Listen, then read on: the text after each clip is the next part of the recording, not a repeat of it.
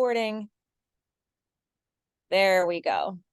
Recording is in progress. All right, I got a PowerPoint here. Okay.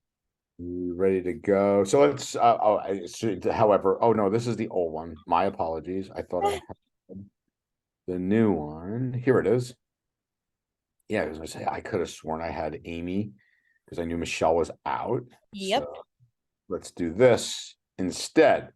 All right. So here's our agenda. So Amy, you may have covered all of this already. I'm not sure. So very briefly, and before a lot of people join, so I'll go through it all again very briefly. So for those of you who don't know, and as a reminder for those of you who do, we've got our office hours running every week. There's a link in the chat that I posted earlier. So if you'd like to join, that's being run by Ben and Anthony. So you guys can hop in, get questions answered, learn new tips of the tricks of the trade, talk about any new things that are happening in your business, and really, you know, it's office hours. It's open to whatever needs you guys may have. I got to track down the link for the Fortify webinar. Next week, we are going to be doing a webinar on Tuesday, and it's really just to go over some of the updates that we've made to Fortify. I know we've talked about them in this channel piecemeal, but this will pull them all together and it will be like a full presentation of everything Fortify. And then, of course, we're at IT Nation. So if any of you are at IT Nation or anyone on your team, tell them to swing by and see us. Awesome. Do you have hats? We have hats. We have hats at the booth. Fantastic. All right. I'm going to be walking through the revenue cycle and data flow momentarily, and then Adam is with us to talk about Central integration, Halo PSA, and SaaS Alerts mobile app. Adam, am I missing anything there, or is that pretty spot on? You were ready to go whenever you're ready for me. Okay. Adam, do you want to go first to make sure we have time for everything you have, and then I can kind of come up afterwards, or I can knock out my thing real quick? Yeah, I mean, I don't need a ton of time, and my stuff's probably going to be way more interesting than yours, Andrew. So we should probably leave mine for the end to tease it, right? Yeah, there's no question it's going to be more interesting. All right. So, by the way, before I jump in, does anybody have questions for? Let me have Adam representing product today, since I don't know. Do we have Leron? I know. Chip Yeah, Leron joined as well. Chip will not be joining us, but Leron's here, and I saw Amanda hop on too, I think. Okay, perfect. Leron, do we have anything? Any follow-up thoughts, Amanda? Anything that you guys wanted to cover? To you first, and then to the audience, anything you'd like to ask Leron and Amanda from the product side over the past week or so. So Leron, to you first. So today is Adam's show, and no, I don't have anything to show as far as questions. I don't think we have any questions at the moment. Just let Adam do his thing. Okay, perfect. Any questions for the team? How do I find Android app in the Play Store? If I search such, I can't find it. Are we going to talk about that kind of stuff? For sure. I'll handle all the mobile stuff when it's my turn. Okay. Tom, great question. Okay to bring it back up if I space and forget to ask. Happy to help. Awesome. All right. So I wanted to spend today speaking a little bit about the mind of the threat actor, which we've done many times. So we're not going to go in depth into it, just kind of a quick review. But then walk through the revenue cycle. And the intent here is how to use revenue cycle conversations to unlock really the MRR that we need and are looking for. And when I say we need, I truly believe that. In other words, to do our job correctly as and we're using this terminology as MSPs, we have to have people spend more. I don't know if anybody has any objections to that. And in all seriousness, I truly believe that. So we know from a threat actor perspective, right? There's various TTPs, tactics, techniques, and procedures to articulate and move through. I'm using a Lockheed Martin, term a kill chain, right? That we're looking at here. So we know there's various aspects of getting initial access. There's various ways to do recon and enumeration, and various ways they can do lateral movement, exfiltration, and encryption, right? So we know this is, in essence, their playbook, right? So when we often, and I don't know if you guys can relate to this, but often any type of boogeyman FUD stuff these days doesn't necessarily go over that great. Does that make sense in terms of getting people to move based on fear these days? Your thoughts on that, if you will. Anyway, any comments on that, just as far as for clarification, or has anybody had different experience? Does anybody want to comment? Do we need a lot of Hey, Andrew, Yes. I've had different experience. We talk about the risk and what the cost of the company will be if they have a business email compromise or a ransom attack, and that dollar amount or fear of that dollar amount really motivates them to take action. But Eric, let's unpack that just for a second, because I think I know you pretty well. You're not a fear monger the way you do it. In other words, you walk through what actually is occurring in their business, the impact of it, not like, from let me not put words in your mouth, but maybe just walk us through that. Yeah, no, we talk about what the risks are and what the risks are if they don't do anything, and what the risks are if they do something, and what the costs are. So they go to it with their eyes wide open and not pretend that it doesn't exist. I love that approach. That to me is you're not saying, oh my gosh, if you don't do, you're saying, hey, look, there's two roads, right? The road less traveled and this road over here. I'm here to educate you, right? Absolutely. Okay. Andy.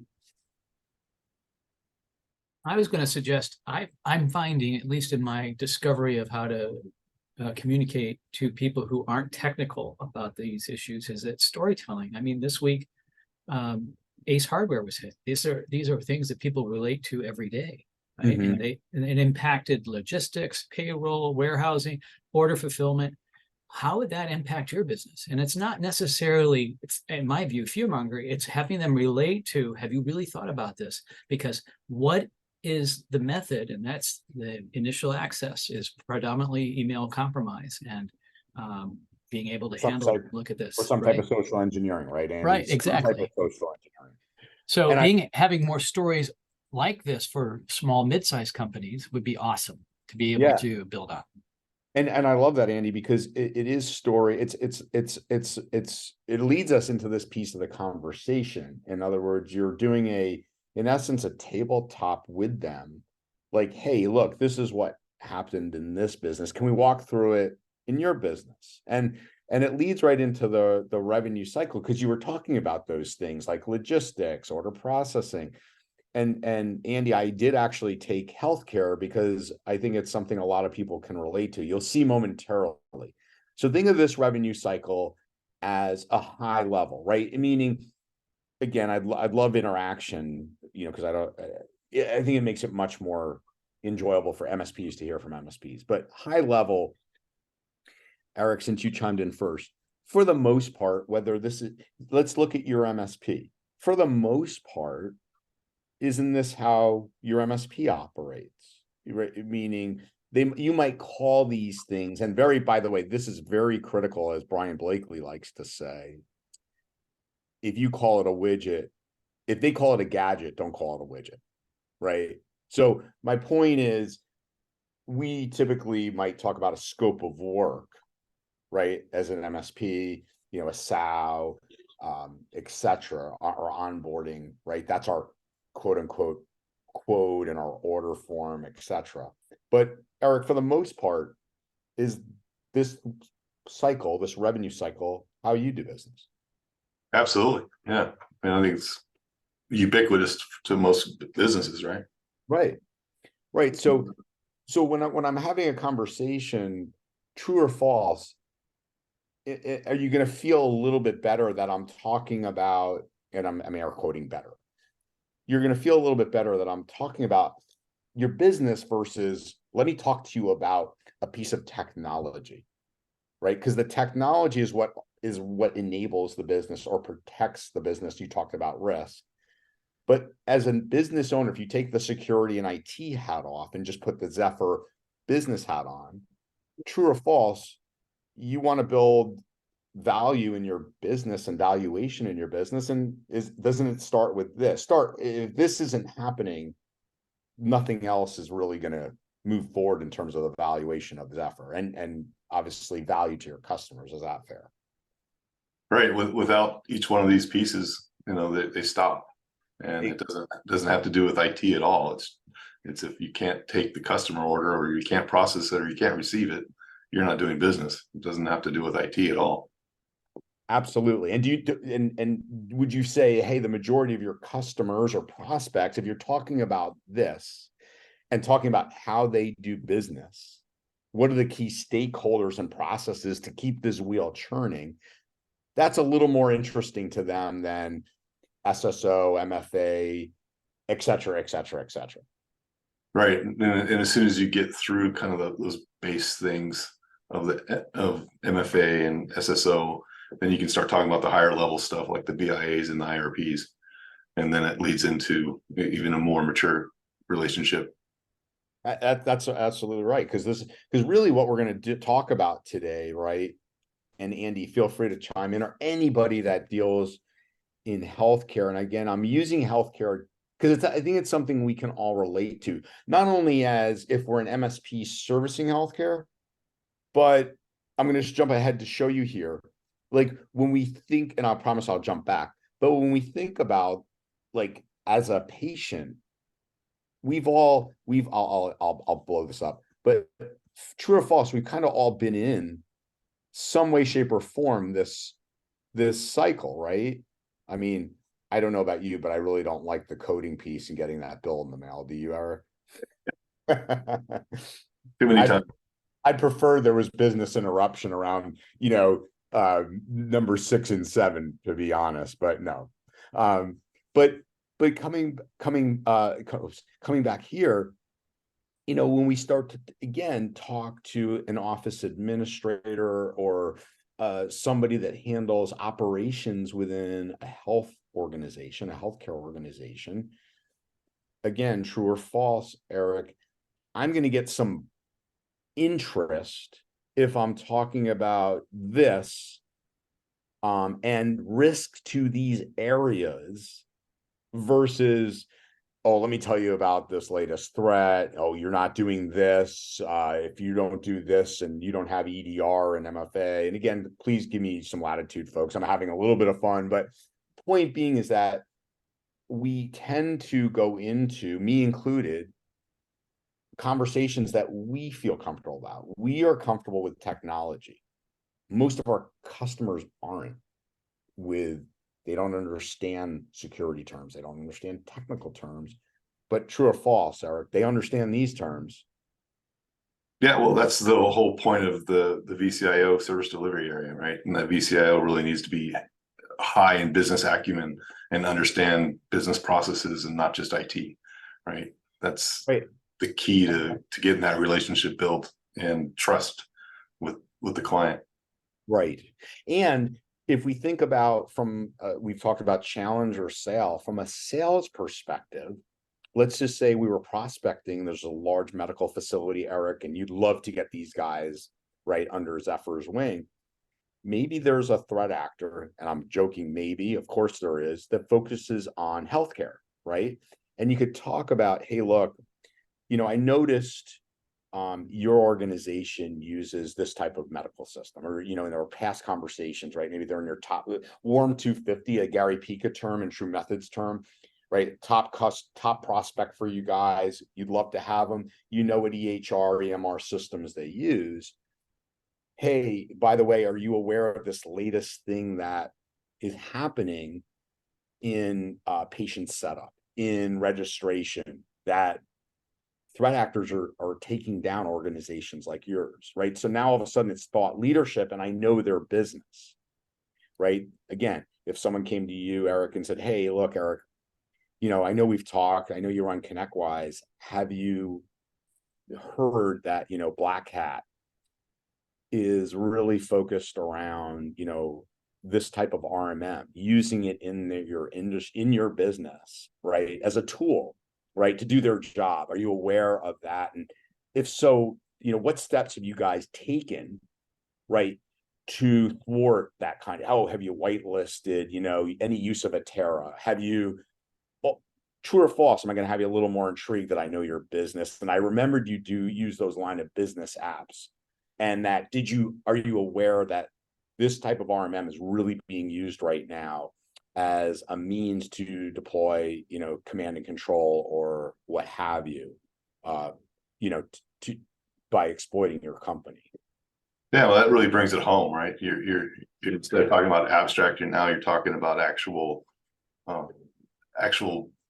threats and that they have because they use a certain system, right? And then they're going to trust you more because you know that system, and you can bring in the actual incidents that's been happening and make sure that they're going to know that you're interested in helping them by bringing those things up that they might not have already known about.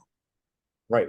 And have you, hey, Eric, I was talking to another MSP the other day.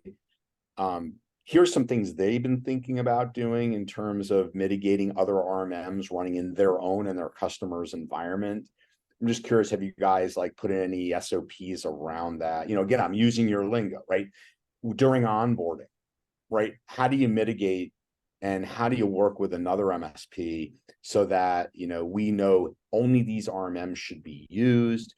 Obviously through onboarding, that's an opportune time where, a threat actor can really take charge because of the disruption in the environment. So I'm thinking about your lingo. I'm talking about business, how you do business. I'm not talking about technology, am I? I'm talking about business interruption, things that would impact you, your customer, your reputation. Fair? Yeah, your inventory and your process, right? Questions, by the way, are comments that I may be missing along the lines here. Anybody? Steve said we've seen impact from incidents and service delivery. Steve, can you maybe comment on that real quick and before I jump into the next slide? Do you have audio by chance, Stephen.King? I thought that was a good comment you made. Maybe not. All right. Probably no audio there. All right, so let's get into this.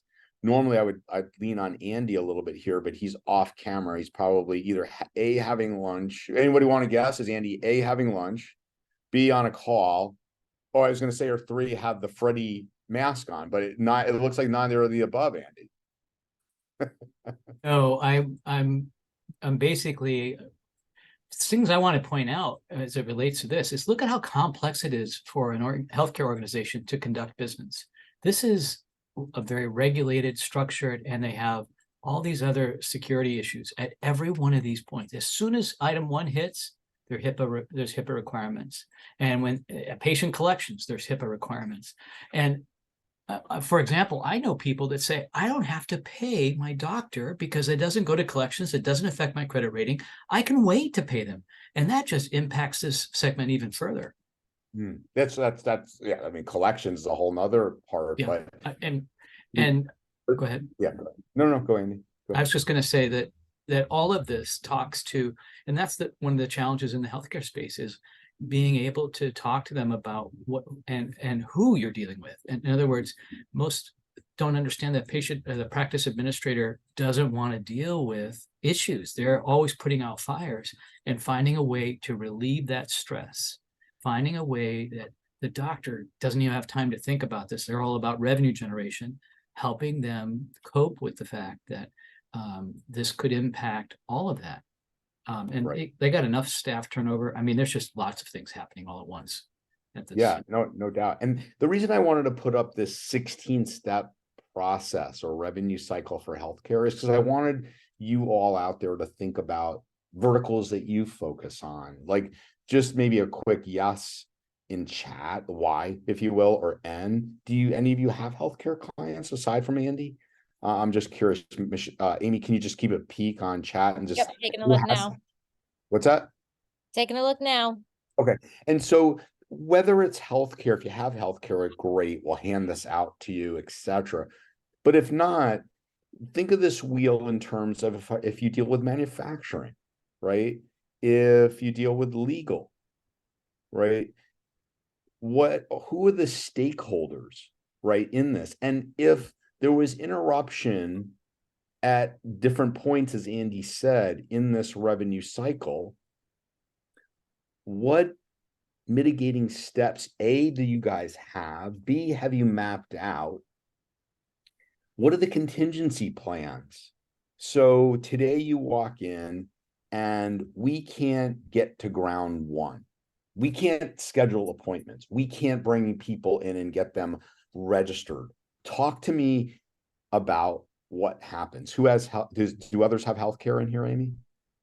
We do. We've got Wickus, Adam as dental, but also healthcare is in my opinion. Eric, Andy Higgins has no healthcare clients. He passes them to a local competitor. Andy, you had enough of that?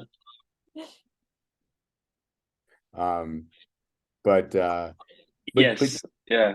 I was going to say, ever since the local chiropractor asked me, he said to me, "What the hell does IT have to do with HIPAA?" I just steer away from them. But any comments from you all on maybe different industries that you service? And could you see how maybe you do a thought leadership webinar, Andy? You're always very vocal on this about ways in which to engage customers and prospects.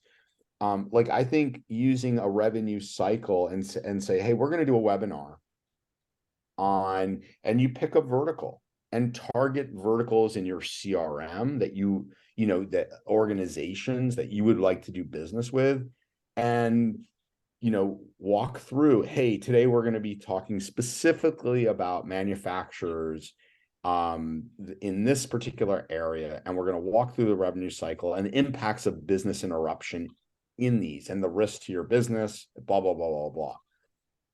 Like, again, Eric, I'll ask for your participation. Let's say I was a vendor here at IT Nation, obviously selling to you. If I said, hey, I'm going to do a detailed webinar on the revenue lifecycle of MSPs, and what are the areas of business interruption that you need to focus on, most importantly, the top 3 areas to keep your business running from a continuity perspective in the event of a security event. Might I have your interest? Absolutely. That's a great idea for any vertical that we might be servicing. Right, because I'm talking again. I want everybody out there to think about who they want to reel in. I'm just obviously role playing with you, Eric, but I've said I'm speaking your language, right? I'm speaking about things that might impact onboarding, right? I'm going to use terminology that impacts your revenue, right? Impacts I'll use VCIO. I'll use whatever terminology that knows I know your business, and I want to talk about disruption in that revenue life cycle. And then what are the mitigating steps that you need to put in place or should consider within your organization? Andrew, Joshua has a good point here from looking at it from a different industry perspective. They did a tabletop last month with a CPA firm and used it to discuss BCP IRP as well as WISP requirements for IRS and FTC compliance. So I think that falls in line with what you're saying. Absolutely. Joshua, how did it go? You spoke specifically, again, because they talk about this like top market. I'll say one thing and then let you talk, Joshua, but really sharp marketing consultants will always talk about, right, your ICP, your ideal customer profile, but they always say the riches are in the niches. So my sense is, Joshua, they like that because you said, I'm going to talk specifically to CPAs, fair? Right. It was a CPA firm that specifically wanted us to come on site, Todd and I, to do an annual training for cybersecurity. And we said, we'll do it, but we want a separate session with the partners because we're going to do a tabletop exercise with them.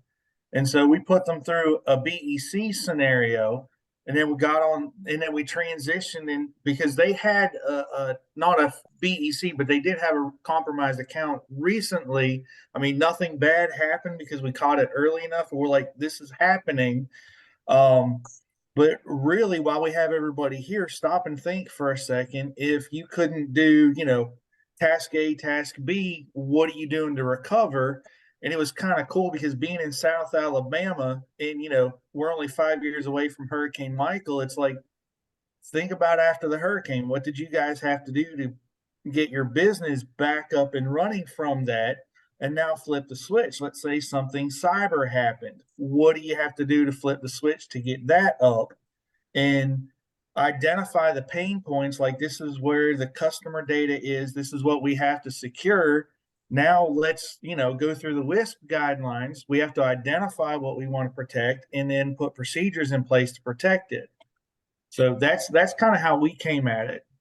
That's awesome. And a few things, joking around, right, Joshua, you go, hey, by the way, if it's June, I know you don't care, but let's say it's anywhere between November and April, right? And you walked in today, and by the way, you can't do job one on a customer return on their quarterly filings.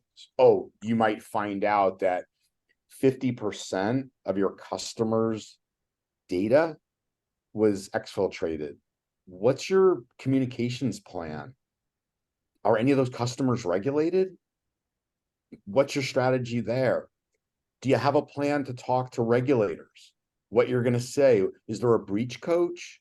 Do you know how you're going to, when XYZ regulate, organization or governing body calls you, what are you going to say? What are you not going to say? So that's a great way to approach it. And I bet the engagement was high because you were, again, talking specifically about their line of business and what happens in the event of this. Is that fair, Joshua? It was. And the biggest thing is, with them having to deal with a shutdown because of the hurricane, because where we're at, we had several areas that were without power for a couple of weeks. It impacted business here a lot. So like they all remember just recently dealing with this and kind of piggybacking off of that, like they understand the recovery that it took to get them up and running. Because it was funny because their office manager had told the partners, hey, look, I'm going to get a generator lined up. And, they're like, well, that's expensive. That's a couple grand for a generator out here. She's like, well, I'm going to do it anyway, just in case. Well, after the hurricane hit and they were out of power for 2 weeks at the company, but they were still able to work because they had the generator. They're like, well, maybe you were onto something. And it's like cybersecurity is the same way. You put these things in place before you need them. That way, when something happens, you pull out the playbook and you know what you're doing. Yeah, and again, I think it's important to talk candidly to customers and prospects. Look, hey, like a resistant one. Look, hey, I get it. I know for me, I'm a poor judge of, no offense, Joshua, but humans are poor judges at risk. Now, if you walk through a hurricane and you were down for 2 weeks and couldn't do business, true or false, which maybe relate a little bit better to what I'm saying. Take cyber out of the equation, right? But if a hurricane never knocked you out or a tornado never knocked you out of business for 2 weeks, in your opinion, would you ever have to worry about it? Probably not, right? Until you experience it, and then your bias shifts. It's the same thing with people that have what business email compromise. If it's never happened to them, my bias is it's not going to happen to me. When you have 500 grand taken from your checking account, your bias changes. And now all of a sudden it is important to you, right? So last few things here, and then we'll turn it over to Adam. So this is a way in which you can kind of think about, this is the next step. After you think about the revenue cycle and get them on board, as you walk them through that tabletop, Joshua, we probably found that not all assets and all data areas are equal. Fair? Like, that's correct. Right. We want to look at, okay, what are the line of business apps that are literally the arteries of the business. What can't go down? Or if it did go down, what has to come up first? What are those contingency plans for those things? Who are the people that we must have up and running? What if they're out of the country? Who's next in line? What's the contingency plan there? So this is think about data flow, right? Walking them through this very similar to your tabletop and go, okay, let's get key stakeholders involved here. Well, why do I need, the marketing person? Well, let me give you a story. We found out recently that the person that handled X CRM, right? And I forget the exact story, but there was this one business impact analysis that Brian Blakely talks about where, he happened to be doing this. He had all the key stakeholders in a room and found out the marketing person pipes up and she's like, oh, well, yeah, we put all the customer invoicing, financial information, quotes. We move those also all up into Salesforce. And everybody in the room looked at it, like literally did double takes, like, you do what?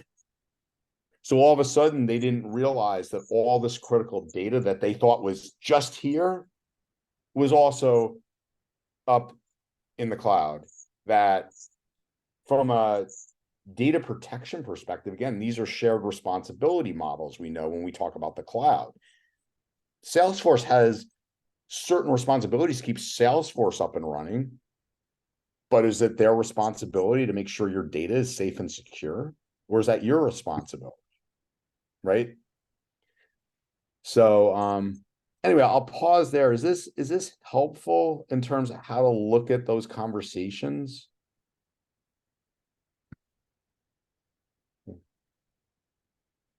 Yeah, Yes. it definitely is. I hope.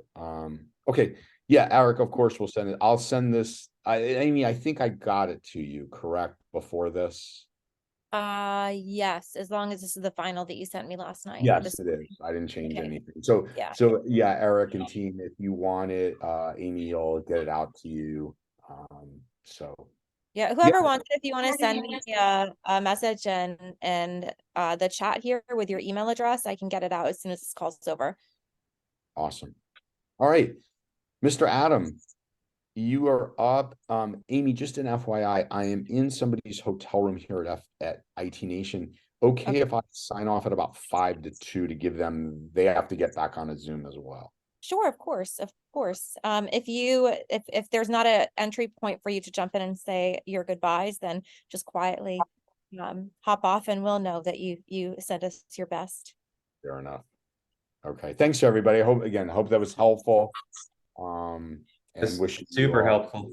My MSP prior to being at SaaS Alerts with a healthcare company, and you hit the nail on the head, which is niches bring riches, but also speaking their language. There's just something to be said about walking into a place and saying your practice rather than your business, your patients rather than your client. When you start, talking like that, they get it and they assume that you know what you're talking about. Right, Adam, it'd be like, let's just pretend you don't use waterfall for your development. I'm like, and Adam, when you use your waterfall methodology and you're like, dude, we don't use waterfall. Mm-hmm. I've lost credibility. Fair. All right. Well, moving on to product stuff. I will try to not be so rapid that I wrap us up in 4 minutes. But a couple big things. In Central went live early this week, or maybe even late last week. So for those folks who are using Enable in Central, you'll notice that logo now available to be added as a connected product for your organization. This particular integration is a little different than other ones. Enable in Central by default does not provide a public IP address as part of their standard out-of-the-box experience. So when we were pulling data in from the device, there was no public IP address. If you follow the instructions for connecting that product, we will walk you through creating a custom field inside N-Central and then utilizing the get public IP script, and then scheduling that against your agents to populate the IPv4 custom property that we had you create. And if you're an N-central person, I hope that you understood all that. Once you've created that custom property and created the API only user, you can pop that information into our product wizard connector, and magic will happen, and we will unlock the unify functionality for N-central. We will not be doing the user activity monitoring for N-central. They have not given us an API endpoint for that yet. Although I was speaking to their product team on Tuesday of this week, and they're very well aware that us and our partners would love to have that API endpoint exposed. And during their process of moving from SOAP to REST APIs, which is happening this year, might slip into Q1 for them, we should be getting that endpoint. So, and then at that point, we'll be at parity with the other RMMs that we do monitor. So any questions on N-central? Going once, going twice, sold. All right, next up, the Halo PSA happens to be the highest voted integration that our partners have used on our feature enhancement request sheet. We, as a team, decided to slow down to speed up. And so what does that mean to you all? What that means is normally we write a custom integration for every single PSA that we integrate to, because they're all very different. They handle agreements differently, or some call them contracts. Some of them have additions. Some of them are contract line items. There's a lot of intricacy that goes into connecting these PSAs. Halo, as I started to go in and get real deep into the integration, I realized that, and I'm guessing this is one of the reasons why it's so popular with some of our partners, is that it is highly, highly configurable. So when I started to go in and dive in to see what fields needed to be mapped for tickets and what fields needed to be for agreements, what I found was everything could be customized. So that got me into a situation of going, well, if I build this integration the way that I want to build it for Halo PSA, and then one partner needs this field and the next partner needs this field to be mapped, it would be very, very cumbersome to try to support everybody's customized installation. So we backed up and we decided that we were going to build what I've been calling at this point the PSA wizard. And that would allow us to handle very customized PSAs like Halo, as well as ServiceNow. So we're building basically an app wizard connector for PSAs. And so rather than me delivering this Q4 like I really, really wanted to, we put the kind of slow down to build this auto mapper for PSAs so that we can then deliver on multiple PSAs and do it much more rapidly than we typically would launch a single PSA. So for those of you who are running Halo PSA or Synchro PSA or ServiceNow, which are the three that I often get asked about, we should have Q1 our PSA wizard completed, and then we can rapidly connect PSAs into our environment. Rapidly to me means a couple of weeks rather than 3 to 4 months, which is what it takes us now to do a PSA integration. So any questions, comments, thoughts on the PSA wizard? Adam, there's a comment here from Adam Robinson that Ben answered, but then there's a follow-up question that I think I know the answer to, but I'd rather you answer it so I don't make assumptions. Mm-hmm. So his question was, are there any plans for other platform integrations such as super ops? And then Ben, of course, answered talking about the app wizard, which I think everyone on the call is aware of. Essentially, if a SaaS application has a viable API, we should be able to connect to it. But then Adam's follow-up question was, will that cover Unify? Great question. And since I'm running this show and not Liron today, I'm just going to provide all kinds of false information and deadlines that he can't meet. So I think super ops will be done tomorrow. No, I'm just kidding. So with the app wizard, the goal is to have any viable API connected in very short order. And I think we're talking about weeks instead of months with that App Wizard product.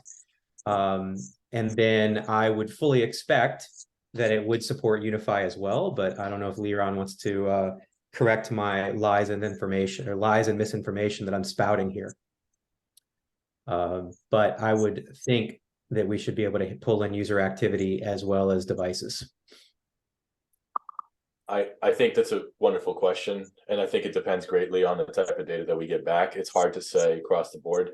Yes, Unify will be part of everything we do. I think we'll have to evaluate these integrations based on the data available on a case-by-case basis. Viable API. I think that's the drumbeat you're going to hear from us pretty often. And right, and the reason that we say that is because people will often ask us to integrate with things, and either the API doesn't exist, and when we tell them that, they're like, so you're saying you can't do it? We're like, well, it doesn't exist. We can't do it, correct? And then the other thing they'll ask us for is, oh, like, where did this guy log in from? Well, if we don't get IP address from the data, we can't give you that information. It just doesn't exist. So that's why we use that term. Yep. Yeah, so the thing with APIs is the story of my life, and they are definitely not created equal, Josh. They're not. This is Jim. Everyone, hope all is well. So I just want to comment on that because I believe I've mentioned this to Adam and I think Liron before as well.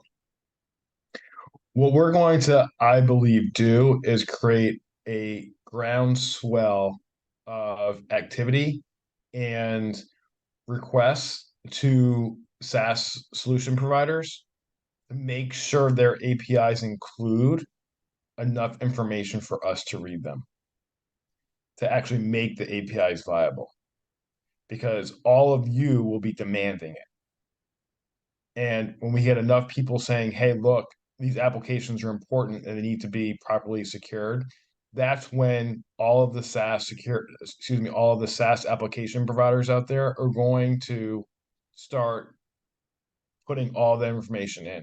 I don't know if everyone remembers, I'm old enough to remember this, but back in the early 80s when MTV came out, there was a lot of, not every cable provider, actually most cable providers did not include MTV in their package.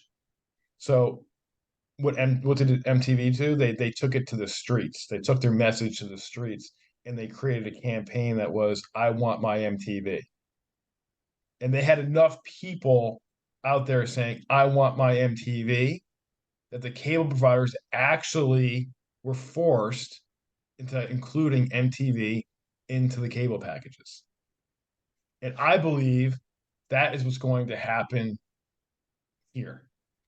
That this community, when you want something, you're going to go to them. We're going to get enough people to want it, and we're going to be able to force the issue for all the right reasons. So I just wanted to put that out there. I think it's a great analogy, Jim.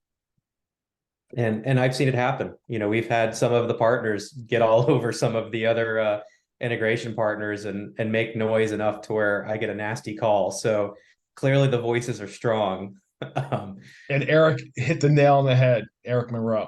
I want my SaaS alerts. That will most likely become a campaign. I like it. All right.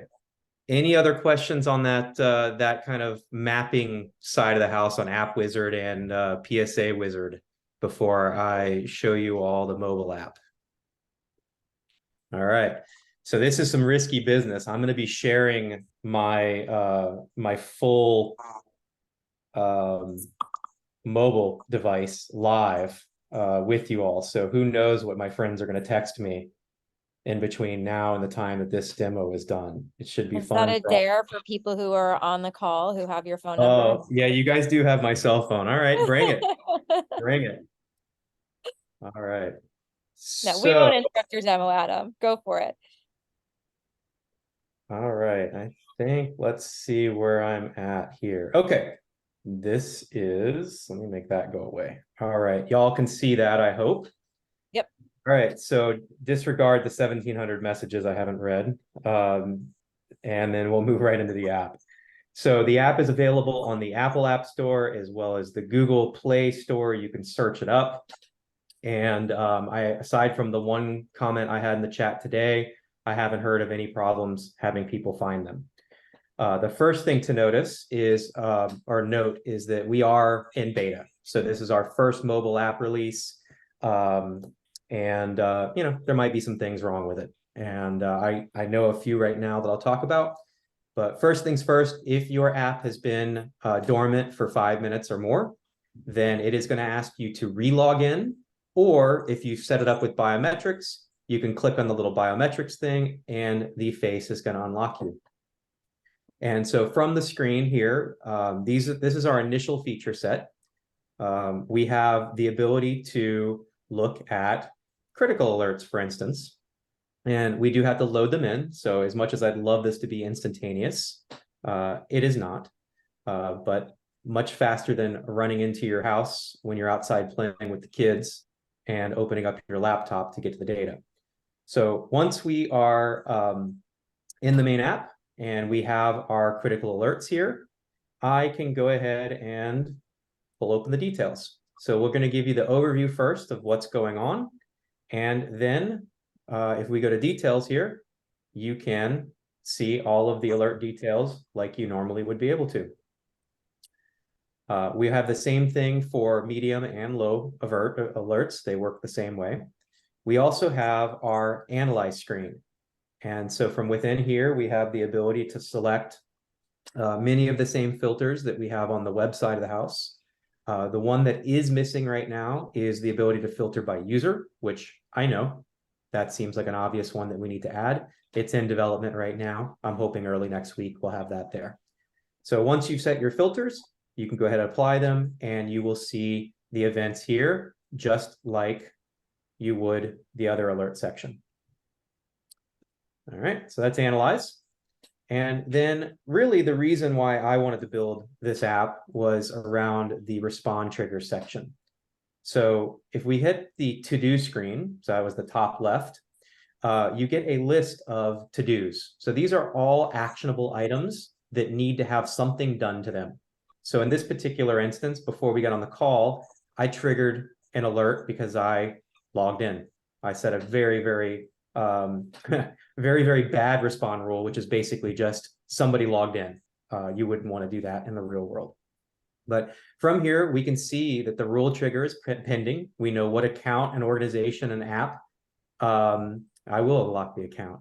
Thanks, Ben. So we can see who it triggered against which application. And we can also see the triggered because, as well as when it was triggered. And then it does give us some information on the rule. So it gives us the rule name and the conditions. And then what's going to happen if I actually click the button. I also have the history here.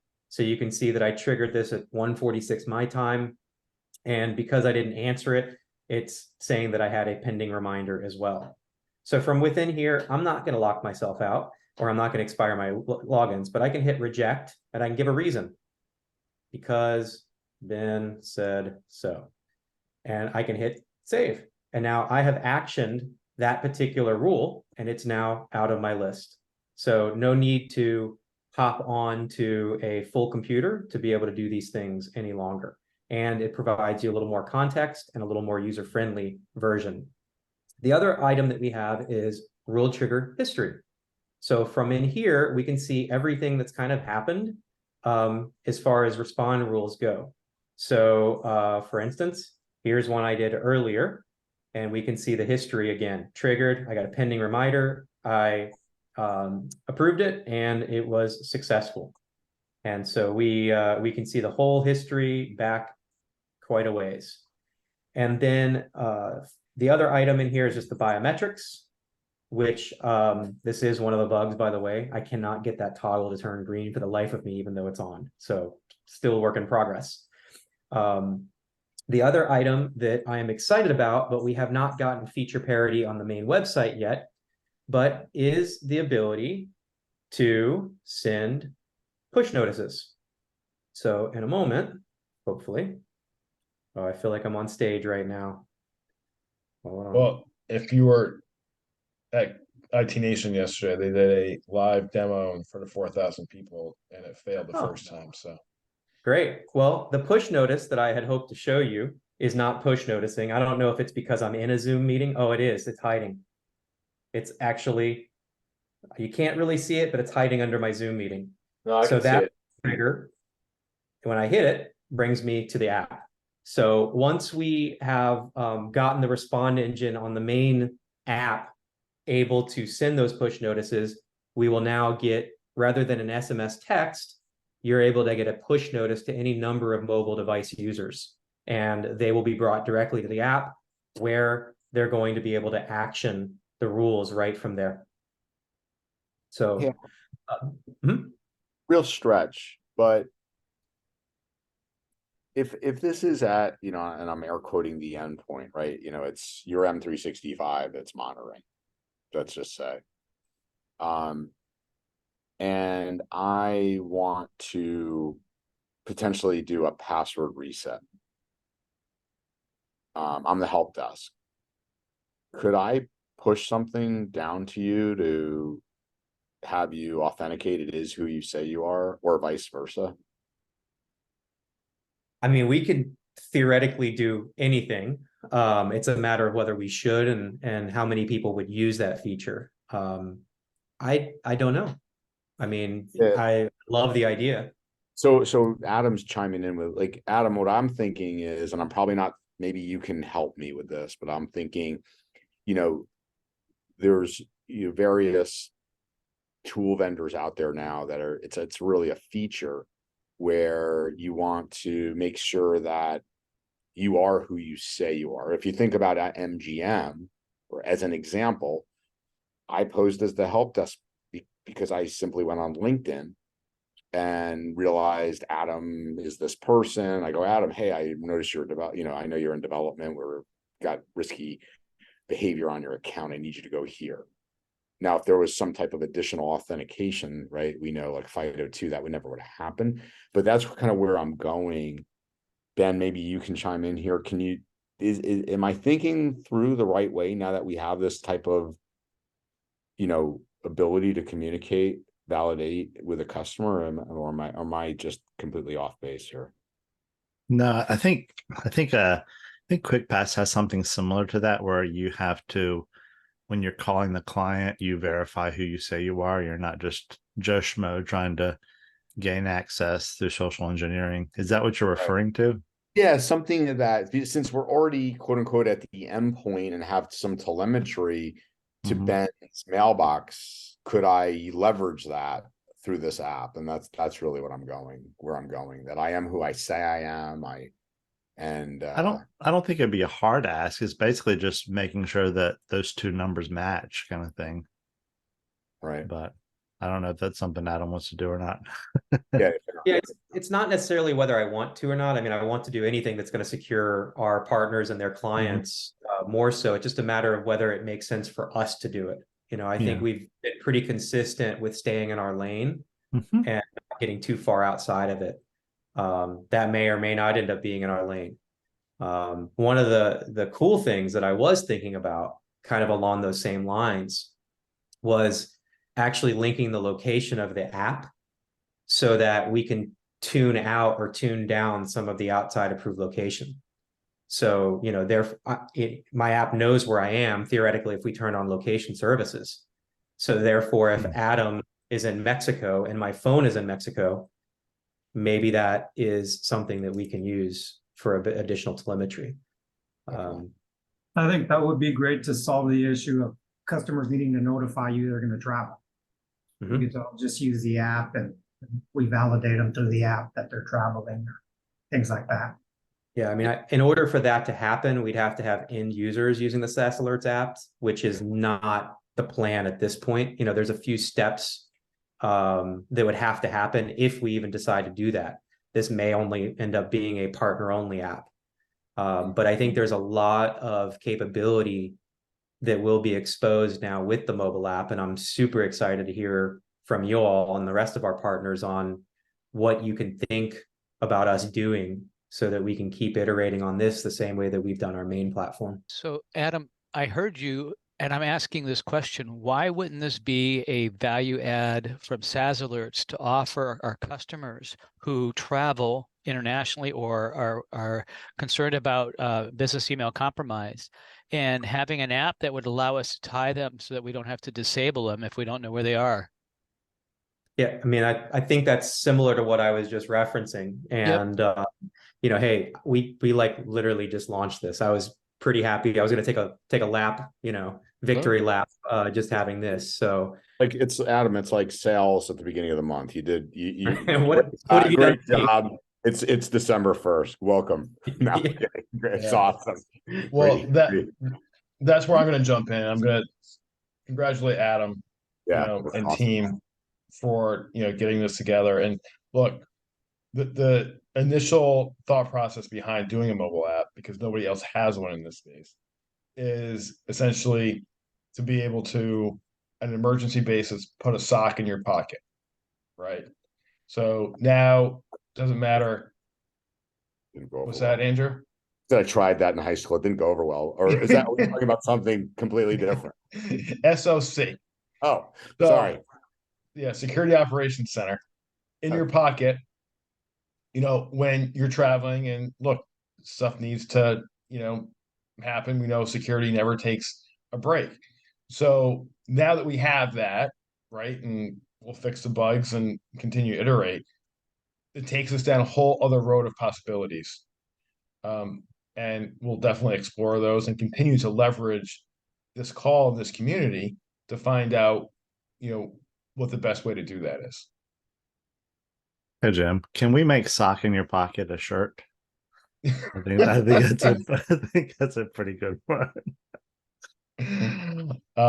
Yeah, this is one of those themes I've been running by Amy. So it's just one of those other clever things we can put out there on a shirt. But for real, it's like, you know, look, we've got analysts, tier 1, tier 2, tier 3 folks. They like to enjoy their life. At the same time, they're on the hook for our customer security. So when they're at their kid's soccer game, you know what? They can feel like they're still connected and they can act in a case of emergency. That's, I think, a pretty big deal. And hopefully, you know, well, I know that we will continue to iterate and make it even better long term.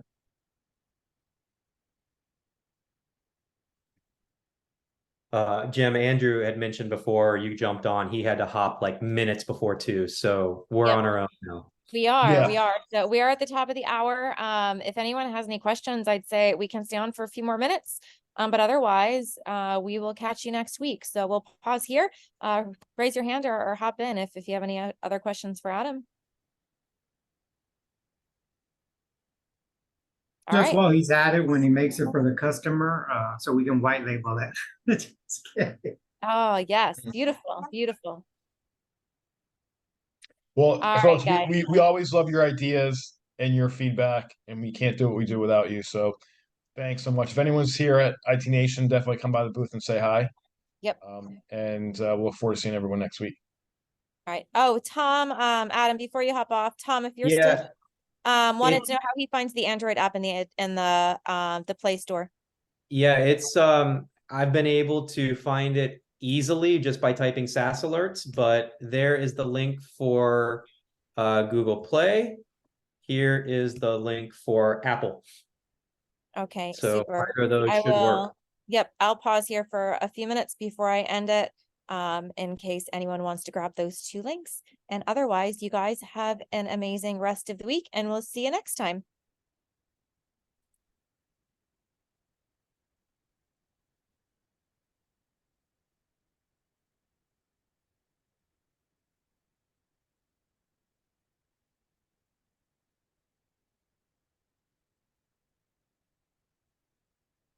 All right, bye guys.